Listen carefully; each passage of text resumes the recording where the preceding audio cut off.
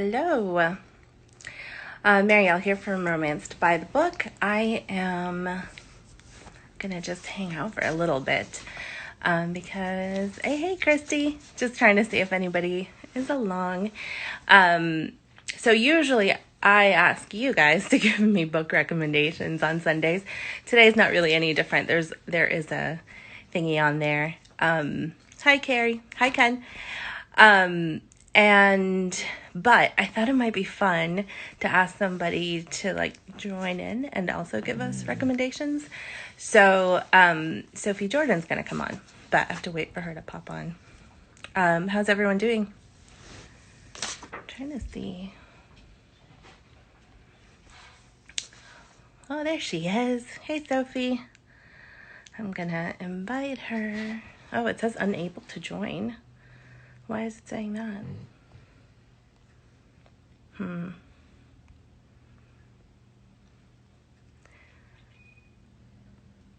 She's gonna bring the banana Rex. Yes, she will. Hey, Sophie. I am trying to see if I can get you on here. It's saying that you're unable to join, and I don't know why. Has anybody ran across this problem before? I'm trying to think if Sophie, do you have a button that looks like two little faces? Maybe you can request to join. Maybe. This is the first time this has happened to me where it doesn't let me. Oh, there you are. Let's see. Phew. Hi. I don't know. It works on my phone. My laptop, who knows? Oh, maybe that's why. It was unable to join, and I'm like, but I wonder if that has to do with the laptop. Oh my God, I have so much gray. Look See, at, do you see this? And it's patchy. of quarantine life, right? Yes. So I was like, I need to put on my contacts and maybe some mascara or something. I'm going to talk to Sophie because I can't look like the hermit that I have become. And I put my contacts in the wrong eyeballs. So I was like, oh my God, I'm still blind. See, I know so little. I didn't know they had to be in a certain eye. Well, I they guess do if you're me and one of your eyes is worse than the other one. I'm still getting situated. Hey, Ken says we both look gorgeous, so thank you. Thank you. I know, this is so fun. You're my first Instagram live. Really? Oh, I think My you're the first author that I met that I had read all your books before. And I was like, don't act like a stalker because Where was that?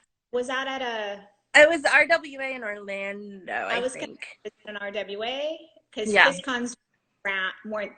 I know I'd met you before KissCon's even got started.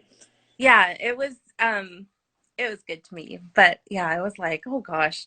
And then of course I was with Cheryl, so that kind of helped because she's the best. So I remember it well now. yeah, Was that the no? That was an RT. Gosh, they're all a blur. it does all kind of blur a little bit together. I guess we should introduce you to people, although I think everyone I see on here seems like they probably already know you. But you are best-selling author of all sorts of things because you write romance, contemporary, historical, you write YA. What else? You've written in YA also kind of fantasy, Yeah. dystopian, all kinds of. So like a lifetime ago, Uh-huh. I, when I was trying to get published, I wrote this historical romance novel, Uh-huh. and then I did RWA, and then everybody. I was like 27. Oh my God. And everybody was like, good luck selling a historical. It's such a hard market. So glad it They're still things you saying that. basically.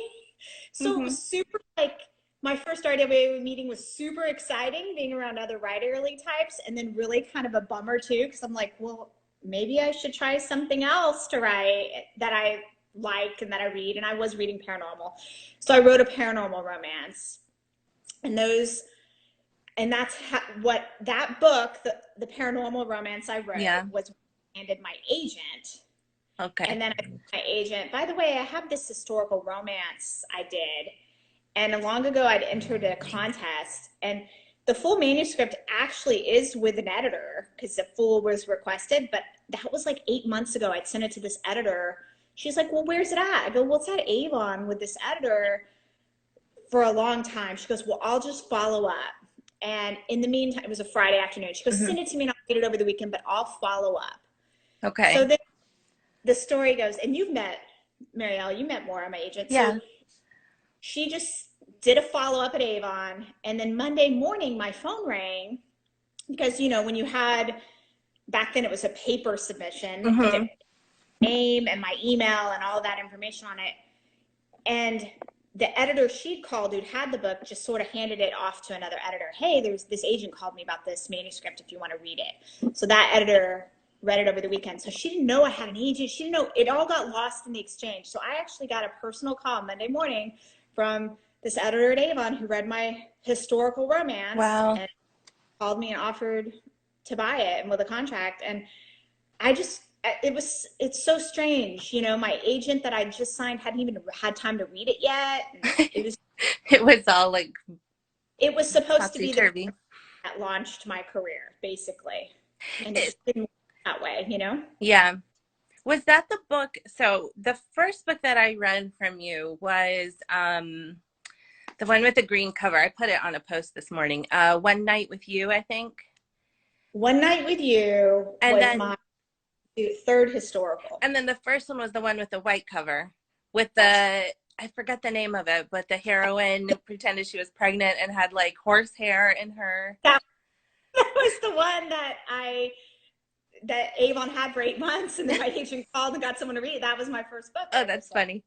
I read that and I was like, I wonder if that was itchy because that's all I could think was like that belly must have been yeah, anyway, horsehair. I forgot about that it was a horsehair stuffing. I totally forgot about that. The book that the Paranormal, my agent actually did sell to Simon Schuster after I'd sold with Avon. And I did do a one, two, I'm counting on my shelf. 1, 2, 3, 4, 5. I did 6 books Oh, with wow. Pocket. And this was I'm going to get up for a second. Okay. I see Joanna and Tamitra and Becky. I wanted to say hi to everybody. Thanks for joining. This was it. That was the Paranormal. And Oh, that was the Paranormal that I sold because people at the writers meeting scared me out of writing historicals. But it was my own take on werewolves and as the that's 6-book cool. series I built more things into it, like witches were in it, different other paranormal entities. But yeah, I was in there in the middle of the paranormal craze. So Aw, look at that. So and I was thinking, like, how do you balance publishing schedules? Because even now you have like YA. I do follow you on I know. all the social media. So I always see you like, here's my new cover for this, but it's sometimes, And I don't know that I do a great job because I do have to do multiple things, but I try.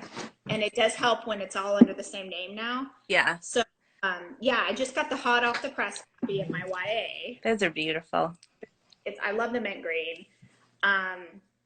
So this is out in June. It's all pink underneath. Oh, that's cool. I saw a tweet yesterday. It was hilarious. It said something like hardcover book jackets, like what happens in quarantine, like every toddler destroys them, which Oh, is when my kids were toddlers. I cannot tell you how many hardcover YAs I had. I mean, book jackets. I have a first edition Hunger Games, and the book jacket, I think my son ate it. no. It was destroyed. So so I have this coming out in June, and after The Virgin and the Rogue releases next week, I'm sure I'll spend a little more time promoting that one, Kissing Life. And I have one hard off. I'm still, everything's slower right now with mail, Yeah. with the Postal Service and UPS. So I imagine I'll be getting my author copies box This is right my now. dog. it was fun. I did, people, yesterday there was some tweets about the wall banging against the I life. I Did you love see? that cover though. And the book, like I was telling Taylor, a friend of mine, I was like, you know, I love this. I love that it's an aphrodisiac book, but I love that it's not the like I thought I was taking an aphrodisiac, but the placebo effect like made all my feelings, my desires come out. And it's also not I gave an aphrodisiac to the wrong person. Now I can't tell if they really like me. But it's like help, my sister gave me cramp medicine and now I'm having pants feelings. I don't know what to do about it. It's Do a you want to find what I think is the ultimate aphrodisiac story, which I've probably read? It's on to my left on my shelves are all my old school romances. I have it up there somewhere, my Johanna Lindsay's. Let me find it. okay. The original. I should have been prepared. It's at least close enough for you to get it. I'm looking at like all of, it's probably out of order, or I took it out and to show it. You It didn't is, do like a rainbow shelf, did you? I feel like when people do rainbow shelves, I don't know how they find anything again. I don't, I try to group mostly by author because I feel like when you, like right now, I'm like, it's a Johanna Lindsay and I'm looking where I see Tinder Rebel, The Magic of You. I don't know where it's at, which is really concerning because I had the original. I love those, keeping the original old schools with the crazy Fabio covers. Yeah. But it is Secret Fires, the Johanna Lindsay book I'm referring to that had an aphrodisiac premise. I mean, and it just started with a bang, literally, right? Yeah. That's kind of how they first meet. And I love that. I love every book's so different. Like I'm currently, one of the books I'm revising right now is The Duke Effect, which is my next historical. And it's more of a slow burn. And then, which coming out of The Virgin and the Rogue. Yeah. It is not a slow burn because, when you're It's under the spell of an aphrodisiac, things medically induced. Joanne asks, do you reread those often? Do you mean the old school, Joanne? I think so. Yeah, I think that's what I probably do. I recently started just remembering some old, I loved Suzanne Robinson. She did a whole series of books set in the Elizabethan era. Oh, cool. Lady Gallant, I read so many times. And it's one of those, it's the biggest grovel of any book I've ever read. And we always talk about the great grovel scenes. Yeah.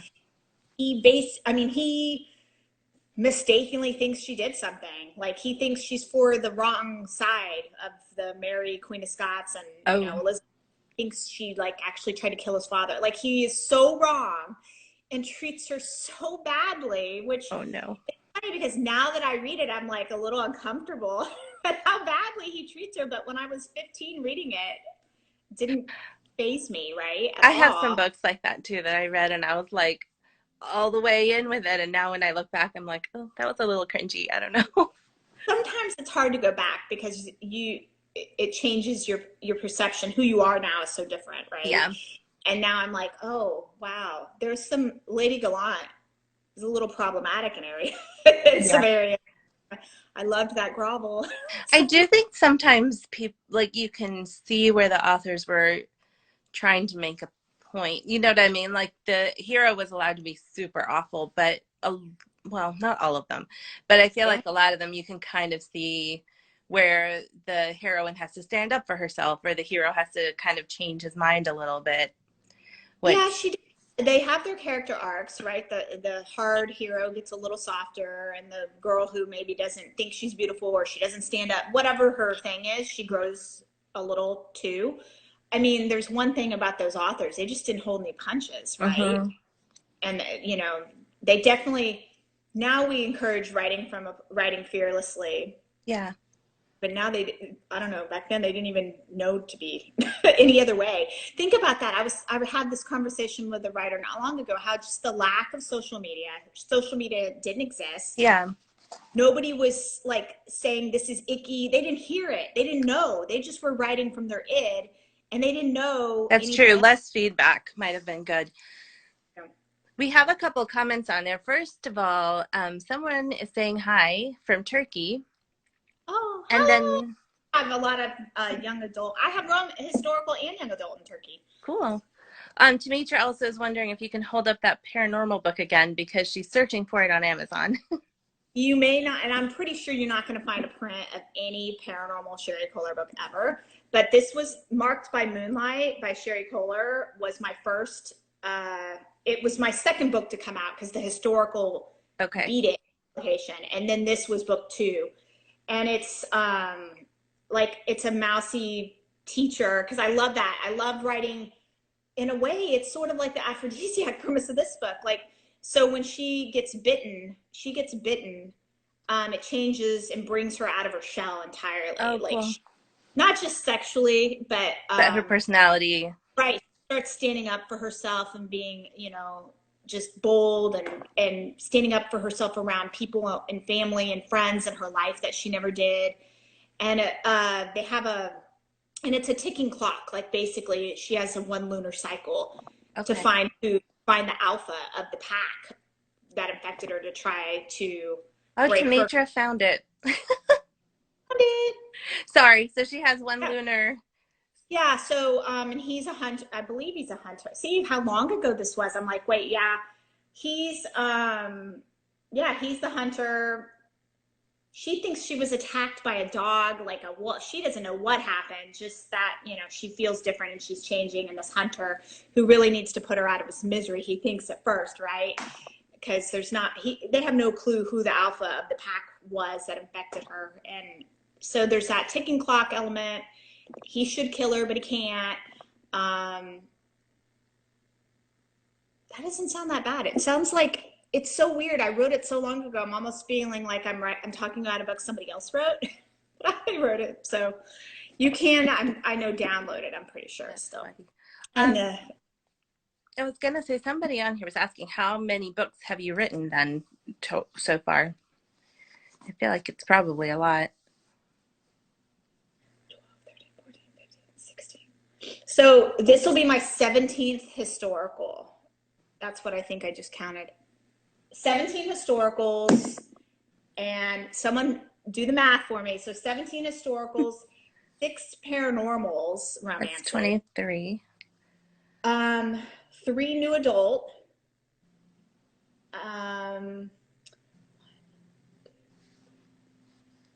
And 5 my Devil's Rock series contemporary romance. That's 28. And then 1, 2, 3. No, 31. Sorry, I think. I hope someone else is doing that with me, because and 9 young adult. So every once in a while, that sounds like 40.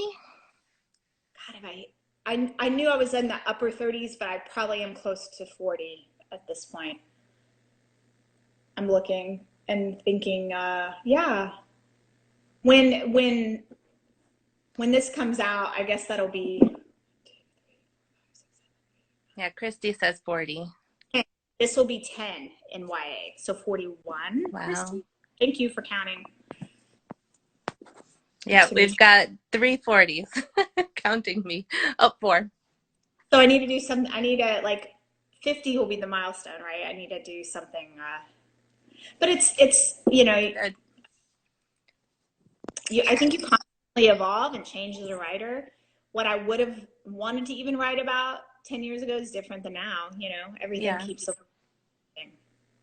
But you do come up with some really interesting premises, and like some of them are bananas, like this one with the aphrodisiac. I was like, who would have thought to do that?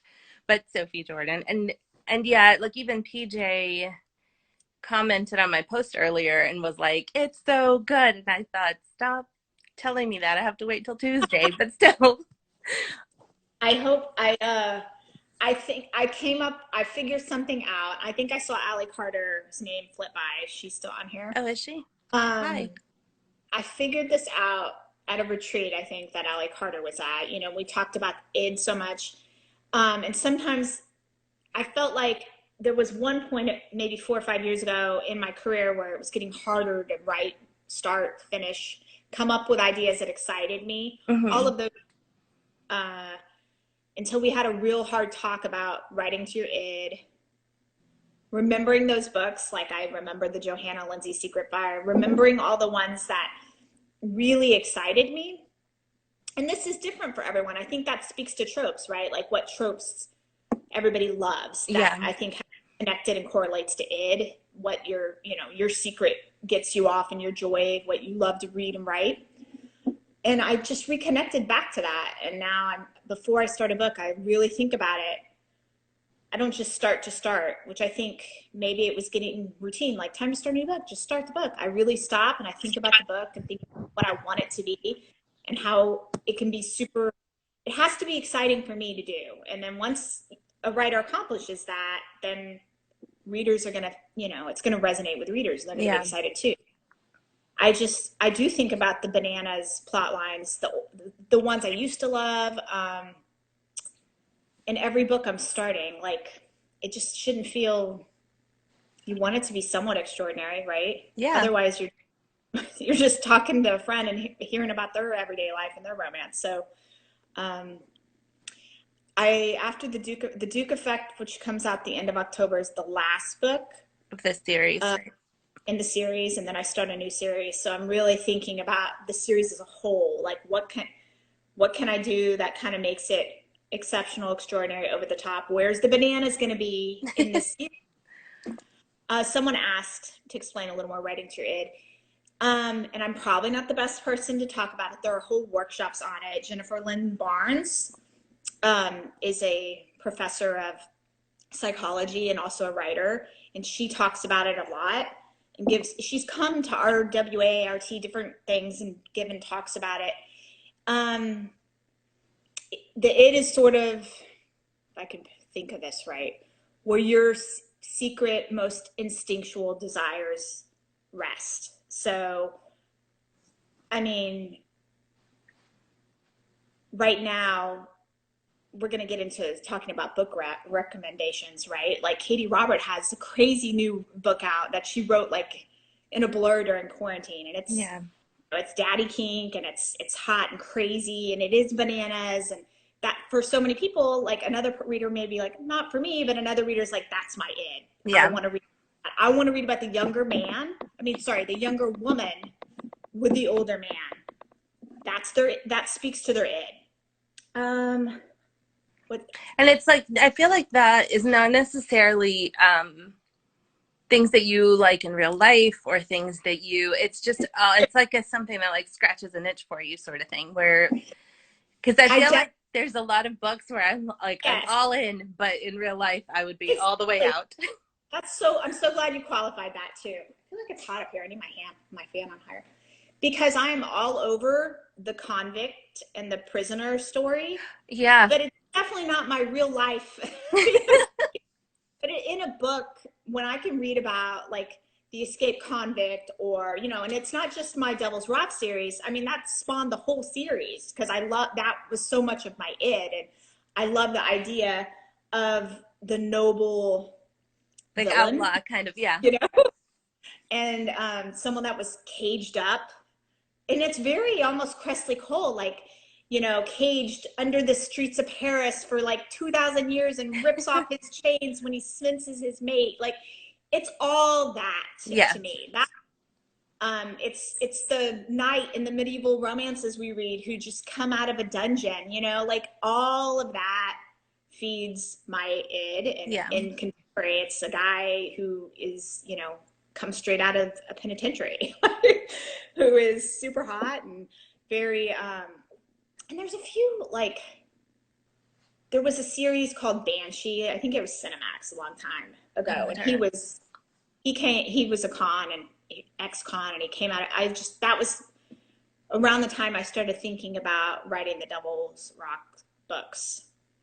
And I came up, so after that retreat that I was on with Allie Carter, I went upstairs and I wrote like in a whirlwind. It was one of those things. We finished dinner, we talked, and I wrote like till 4 a.m. Oh, wow. Just the scene in All Chained Up where she's a nurse who works in the infirmary, and the infirmary is taken over. So the heroes in the infirmary as well as other prisoners. that scene was one I just cranked it out in a Nice. euphoric, Like in a heady fugue state. Right. fantasy-fed days of words. That's awesome. Um, oh, I was gonna ask you something and now I'm forgetting.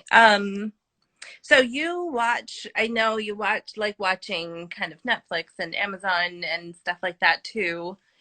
And looking at the storytelling there and then sometimes just watching it or watching to watch. But do you um have any things that you're watching now or things that you would recommend? I'm trying to think. It's so loaded because there's so many things. I'm like, what am I watching on Netflix? I mean, I do every I did the I think I inhaled the Innocence Project, that new Netflix docu. Sometimes I just like true crime shows. I don't know why. I don't know that that necessarily feeds any of my fiction, but I mean, there's all obviously an emotional component to those shows because Yeah. they're documentaries and they're interviewing people and you see the pain these people are in, and it's just and there's just that level of suspense, right? Yeah. That keeps you going and keeps the pages turning. But as far as fiction, let me think. I came about before quarantine hit, about 4 months ago. I did Downton Abbey. Oh yeah. I So do That's you how good. wait until it was all the way over to watch? I'm sorry. Did you I wait till was it? so Yes, it was done. I'd never seen Downton Abbey because by the time people were talking about it, I was behind, and it was still. I don't think it was streaming anywhere at first, right? It's only No. now it is streaming on Prime, but it had not been streaming once I started really listening to people talk about it. So I really couldn't hop in unless I wanted to, go pay for it somewhere. And then I just noticed that the whole season is up on Prime, which I subscribed to Prime. So I was like, yeah, I'm gonna do it. And that was just a pleasure, even though it's 1920s or 19 teens, and I write in Victorian era. Just still the historical element is there, and just what is such a joy about that show was the upstairs downstairs Mm-hmm. plot line. So it was fun. I have the freebie short story, The Stable Master, up right now. So it was Yes. really fun to write a downstairs story and know that, yeah, while this is going on, while I'm writing these books with characters and they're upstairs, there's a whole another world going on in the village and in the below stairs with the servant class. So when I pitched, I've sold. I'm glad I pitched right around Christmas time. I did sell a new 4-book Oh, series cool. to Avon that begins after the Duke Effect, and it's very town village centric.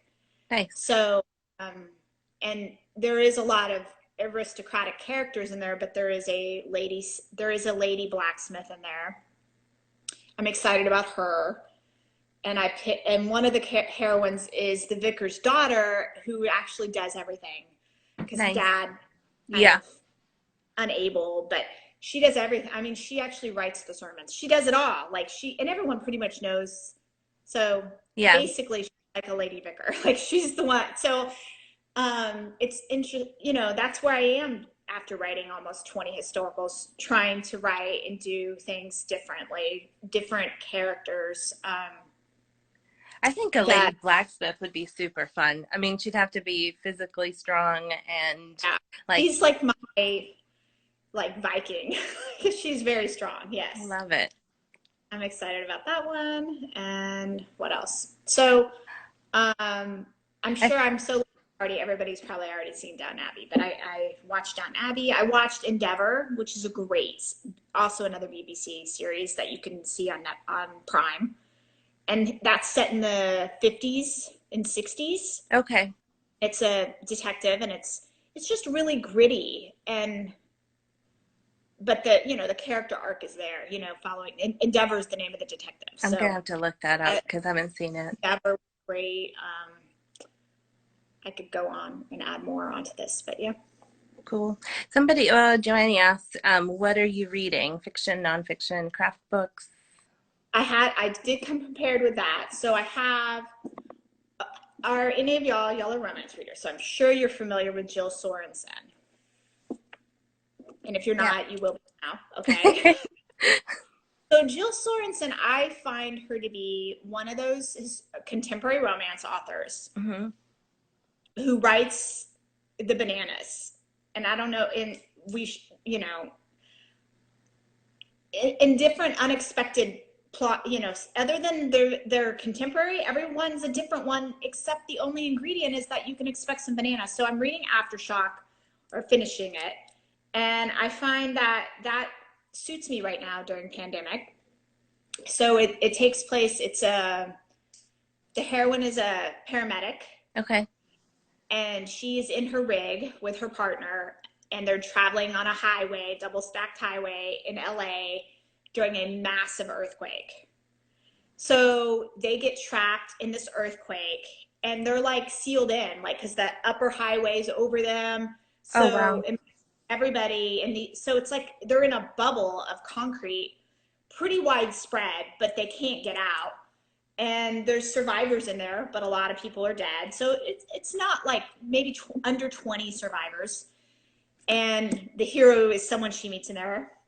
Her partner dies. So I'm like, a romance set during an earthquake where they're trapped in a enclosed space. And then you're like, that's pretty terrifying as it is, Yes. right? Like, that is high tension, high stakes. Oh, but let's just go ahead and throw in that there's a bus full of convicts in there too. And not like Devil's Rock convicts, No, but these like are real not bad hero people. convicts. So it's like it's the paramedic, the hero, an old man, a pregnant woman who's about to give birth. Oh no. Convicts who are like trying to attack her and the pregnant woman. Every chance they get, they're like looking for the convicts that are going to jump out at them. Like, Oh it's wow. so intense, you know. How do they have time to fall in love? I'm I not. know. Exactly. And I've downloaded, she has another one called Backwoods, and it's they're trapped in the wilderness together, like that. So she kind of does a lot of So high these are stakes. all like romances that are like I should have died. It wasn't that a TV show like I should be Yeah. Survivor? Yeah. How did I shouldn't have survived, or something Yeah. like that. There's a romance in it. So Like yeah. Naked and Afraid, but a romance series. Um Pretty quick moving though. So if you're, you want to read something like that right now.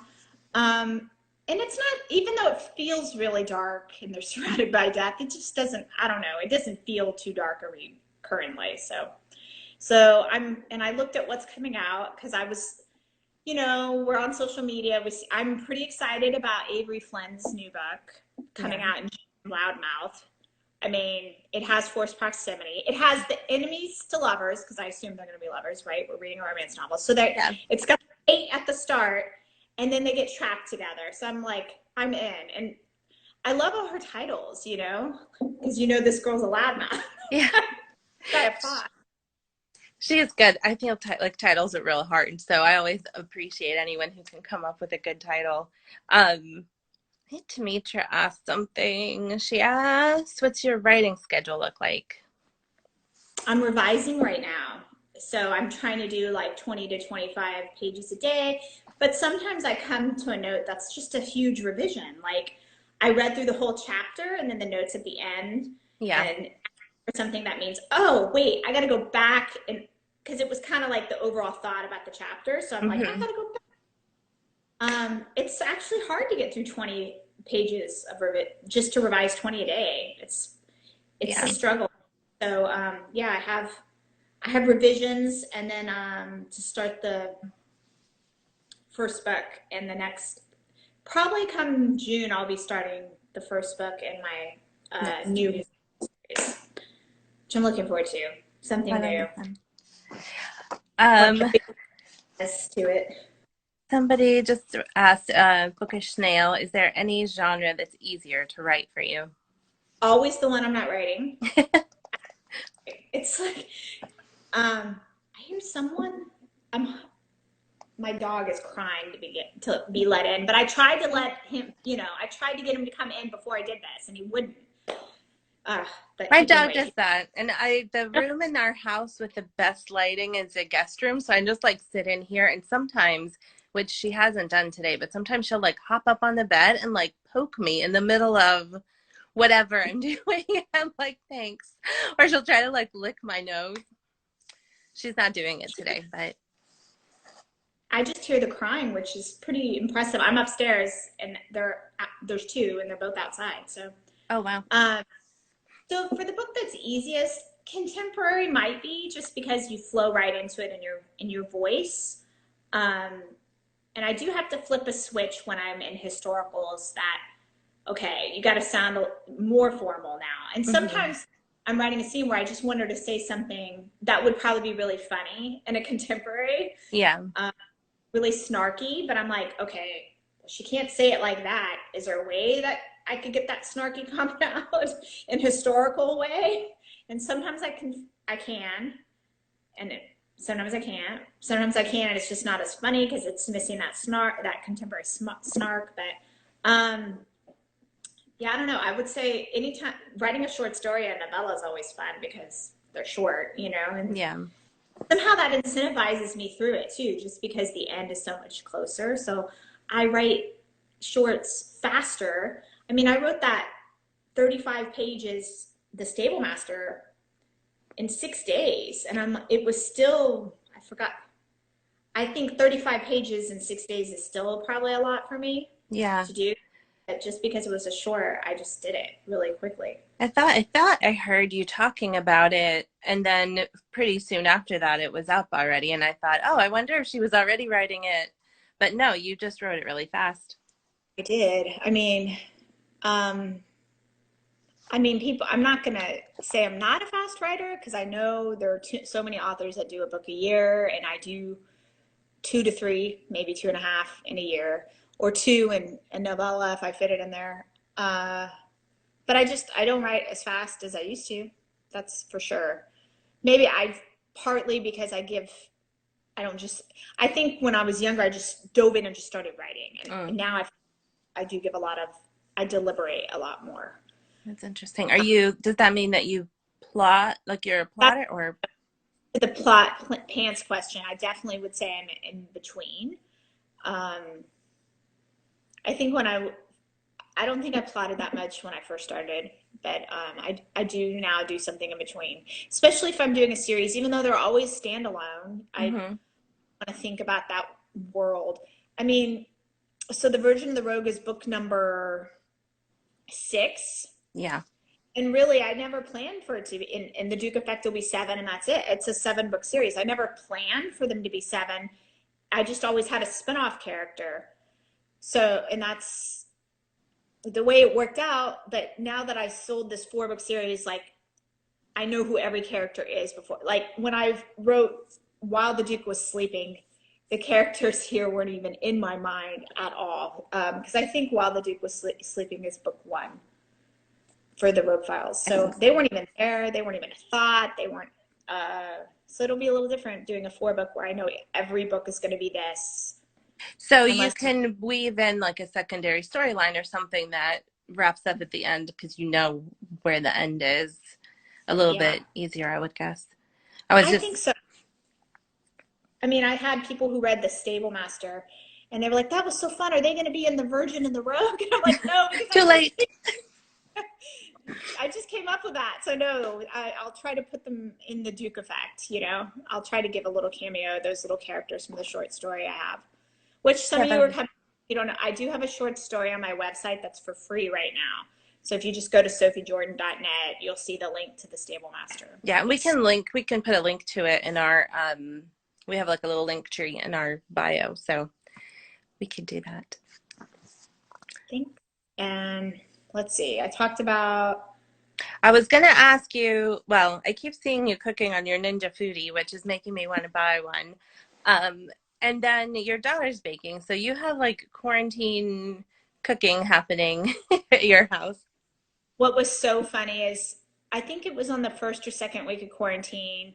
You know, hours are crazy. I'm up, it's 2 a.m., but I hear my daughter in the kitchen. I go downstairs and she's made cookies from scratch, like found a recipe because we had like a bag of flour, like we had sugar flour. We didn't even have chocolate chips. So she found my chocolate bark, you know, which is those hard rectangle cubes, Mm-hmm. and she shred it on a cheese grater. Oh, wow. And then put that in the dough, and they were amazing cookies. But it was so funny because after she did that, I was like, I have a bag of like a cookie mix. She was like, "What?" She doesn't know the kids, but she went through all that effort, and we actually had ready-made dough, so Oops. cookie dough with chocolate chips and Well, everything. too late. She's going to have to make it from scratch now forever. Now that's more. I am not a baker. I do love to cook, and we got our air fryer, our little Ninja air fryer in December. We actually like returned something and had credit at Target, and I think we had to pay $5 more. So we got the air fryer, and I really don't think I might have used it once or two times before this quarantine happened, but now we use it like every 2 to 3 days, all the time. I mean, I'm from the South. I live in the South. I like fried chicken, and we can make. I mean, I made fried chicken like 2 nights ago in it, and it was pretty spot on. I would say it's about 90% there for a real fried chicken that Oh, gets oil. that's So, really good because I mean, you usually, flour, you put it in the basket, and then you spritz it with a little, and you just kind of watch it. Like if you see a little patch of flour that never quite looks non-flour anymore, that's the part you like spritz and spray a little oil on, and that's it. It's so easy. I love that air fryer. hmm, The only problem, so my son loves wings, so I'll buy a big bag of frozen wings. It just takes a long time because you can't dump the entire bag of wings. I have to do it in batches. So I'll start at 4:30 and I'm done about 6. oh, wow. Yeah, that is a while. And I just keep the ones I've already done on warm in the oven on warm, and it just takes a long time. But then between it, I'm usually watching or doing something because it's in there for like 20 minutes. Yeah. It, Oh, it there's somebody else there saying that they love it too. So it's worth it. It's easier, I think, if you deep fried anything in your kitchen, it would make a huge mess. it This is does. just it's easy, so easy. I don't deep fry very many things, but my background is Panamanian and we make like fried plantains, like tostones and stuff. And so that's the only thing I fry. You could do some of that. That'd be great. I mean, did you see? I made crab rangoons. I bought the little Saw round, that. and that was the first time we did something like that. So we'll do that again for sure. Yeah. I might egg rolls next, like actual egg rolls. We'll see. My husband is a big fan of crab rangoon, so I mean, you got to do what you can right now, to entertain yourself. If I follow there's a food blogger I follow on Instagram. She's great, Diane in Connecticut, and I see a lot of things she does with puff pastry. hmm. Like she buys the puff pastry sheets in the store. I have not for 40 something days been able to get puff pastry dough in the store. Like it's Wow. just one of the things that they don't have in my region, I guess. That's one of the things that have sold out. We're pretty good on toilet paper, but can't get puff pastry sheets. That's sad. Everyone had the same idea. Yeah, they're like, I'm gonna become, maybe, right? Everyone's becoming bakers now. So Yeah. Joanne asked also, do you find writing harder during the pandemic and what are you doing to keep your spirits up? the short story I wrote seemed to be easy and it was like something I needed. But revising is pretty hard right now. I'm not gonna lie. So I have talked to people. So I'm revising a historical YA that's kind of light and frothy, Mm-hmm. and it's a little hard. It's a little challenging to be light and frothy right now. You know what I mean? Yeah. To keep the right feel to I it when everything else is like falling apart in real life. The tone is different, So I've talked to a lot of readers. It's so different. Readers are different right now too. There's the people who are going back to old comfort reads, right? Mm-hmm. That are rereading a lot of their favorites, and I get that. Um, the people that are just reading everything like crazy, period. Then the people who are starting a lot of books and having trouble finishing, and that's a focus, I think, right? Yeah. We're all starting right now. And then I had a lot of readers when they read the short story were like, this snack bite was just what I needed. Like they're the ones who, who are having trouble finishing a book to the end right now, it worked well for them. So more short stories and novellas maybe right now. I did download a couple. I saw, I get the BookBub ads, and I did see there was a couple novellas on sale, like an old Connie Brockway historical novella. I downloaded that one. So Yeah. see, I think for me, I've been reading, I've been having a hard time getting into books. But once I'm in, I'm like, I don't want to do anything else. I just want to finish the story. and how's your writing been? Have you been able to focus? That's been hard. I've had a hard time focusing. And I guess what I did was like just kind of stop trying to write the words and think more about what it is that is making it. I mean, some of it is that I gave myself a deadline and then I feel super pressured.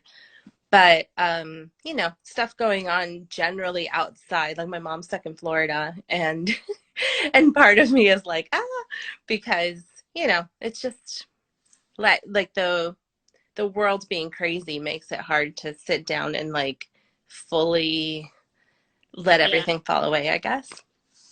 And the deadline's a lot of pressure. I know that for sure. I think this is a time where plotting books, writing down all the ideas of the world, that's like so fun. You Yeah. know, I can plot books all day long. I think Now, I could do that too. mm-hmm. I'm still watching. I finished watching the latest uh Frankie and Oh, I Grace. watched. Yes, yes. And I told you that I have an idea for like a like almost like a Golden Girls historical Yeah, romance. I And love.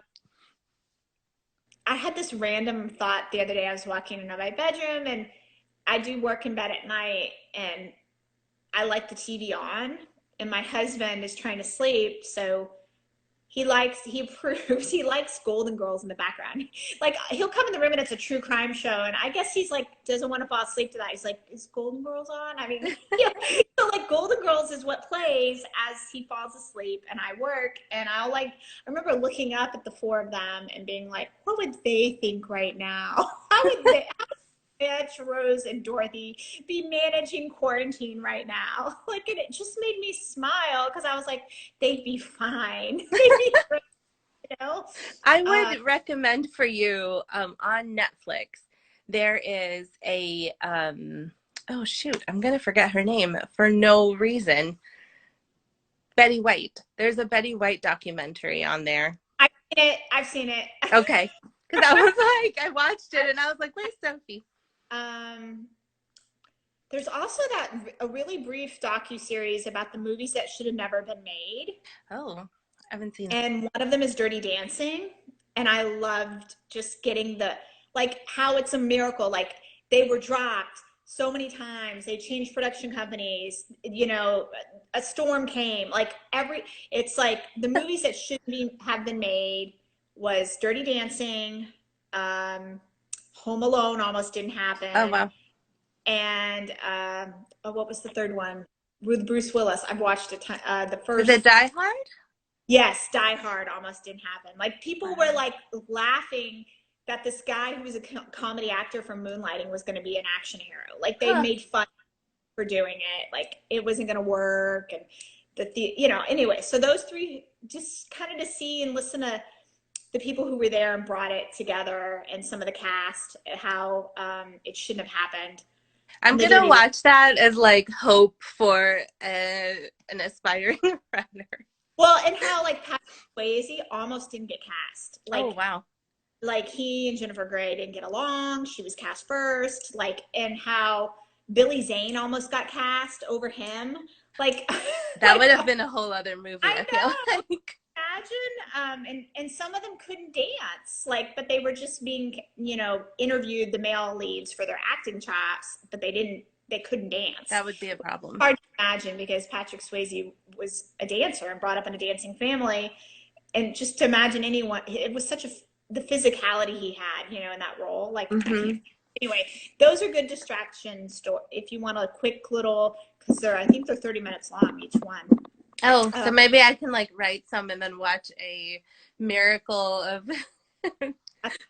That's not very, they're not romance, but they're still, No, but still, they're like something good. Like it was yeah. hard, but it worked out. I like that. Yes, that's good.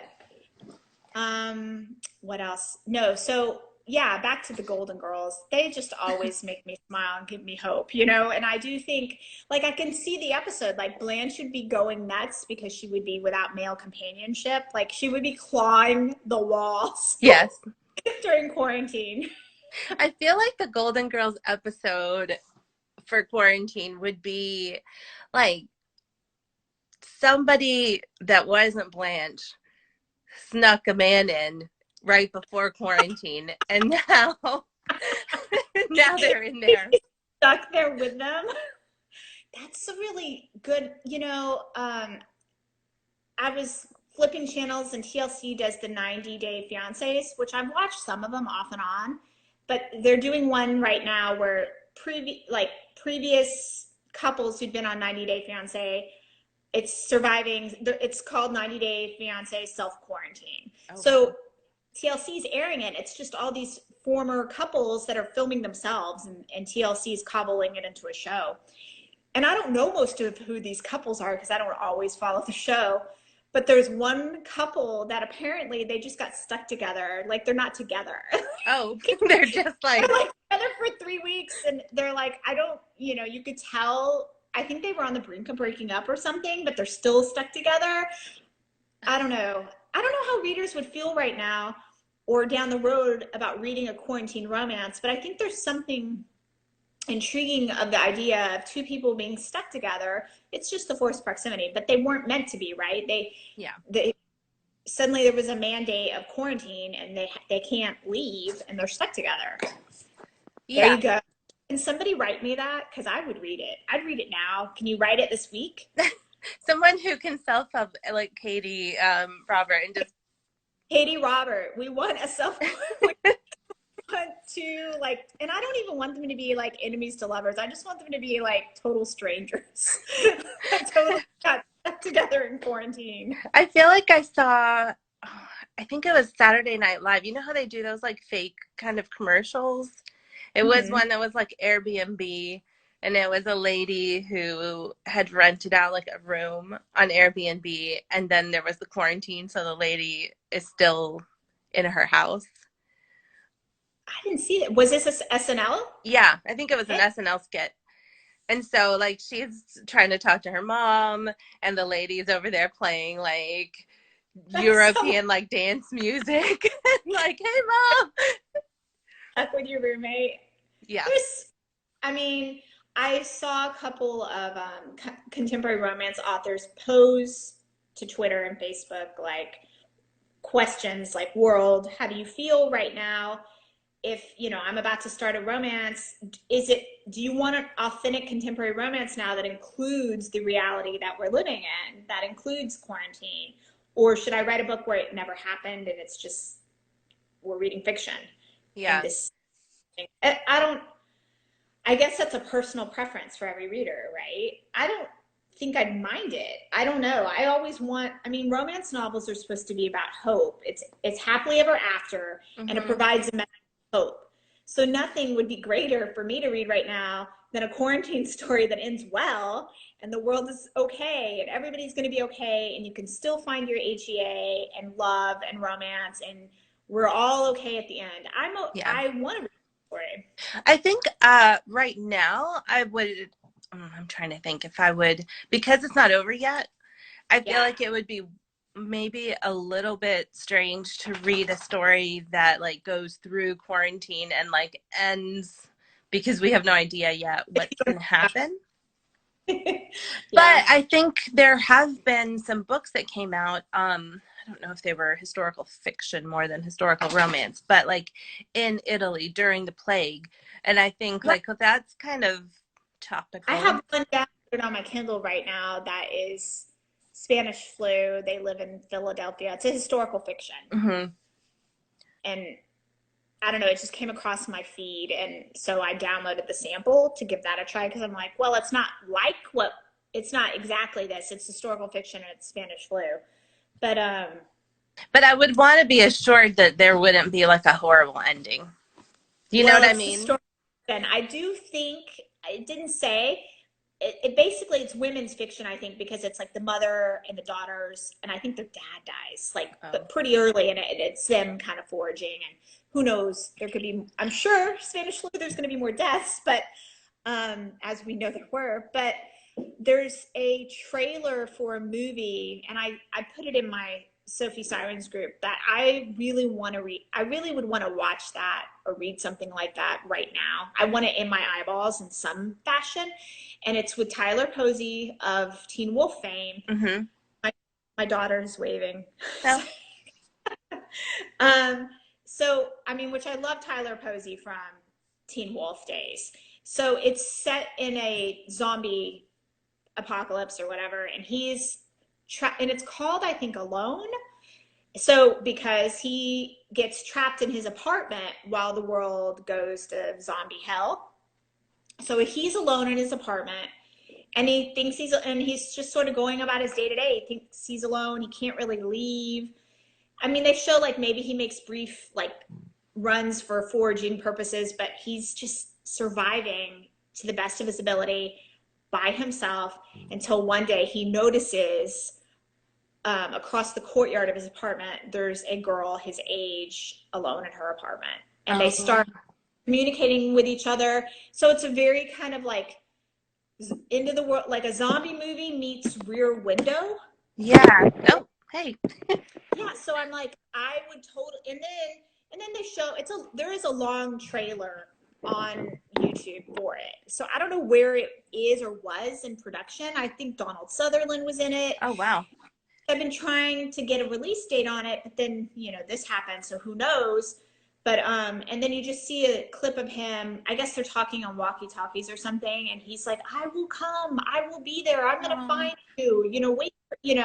Like a very kind of last of the Mohicans, stay alive. Yeah.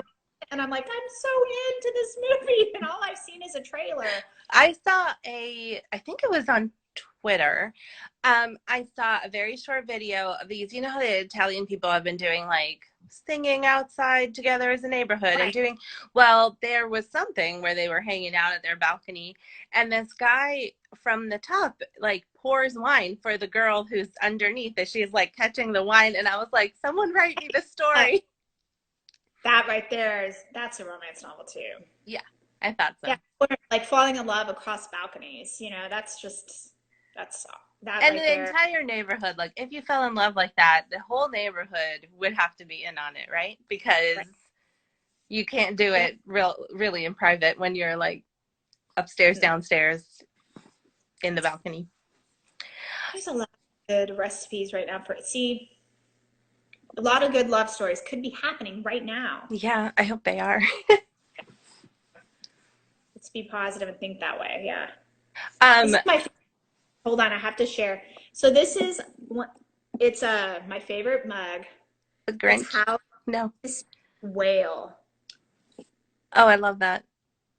How to speak whale with Dory.